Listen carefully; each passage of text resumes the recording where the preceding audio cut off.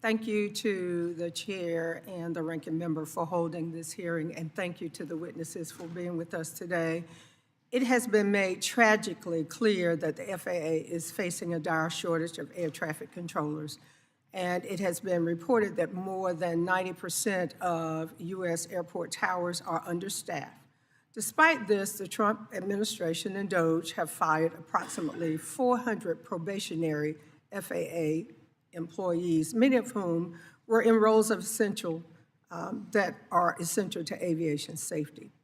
After coordinating these mass layoffs, Elon Musk recently asked retired air traffic controllers to consider returning to work. Mr. Daniels, in your experience with the National Air Traffic Controllers Association, how will these firings exacerbate the existing shortage of air traffic controllers?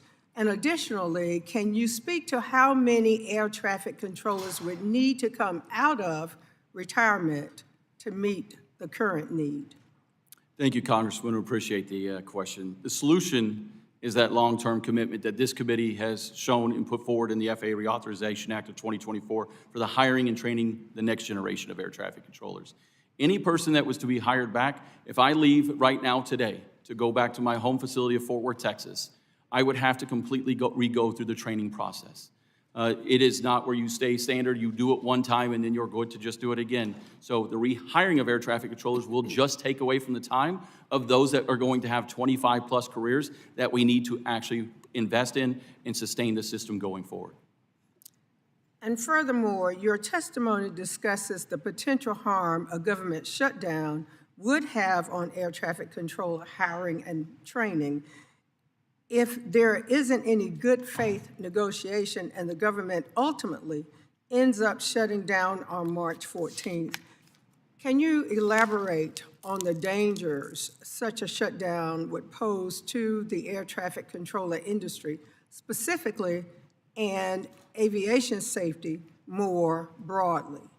Yes, Congresswoman. The air traffic controllers cannot take another hit right now of delaying this issue. That's what a government shutdown does. Not only does it impact the modernization, but it will shut down the Oklahoma City Academy that we are relying on to bring in these new air traffic controllers so we can train them. Anything that stops that by either a day, a week, or a month sets us backwards because those people have to be reset, recycled, and later trained. And many of them don't come back because they suddenly do not want to work in that type of career field or go without $0 paychecks. Or not even a paycheck, just go with $0 because they quit another job to try this one, and they quite often move on to other areas. Thank you for that. Mr. Chair, I yield back the balance of my time.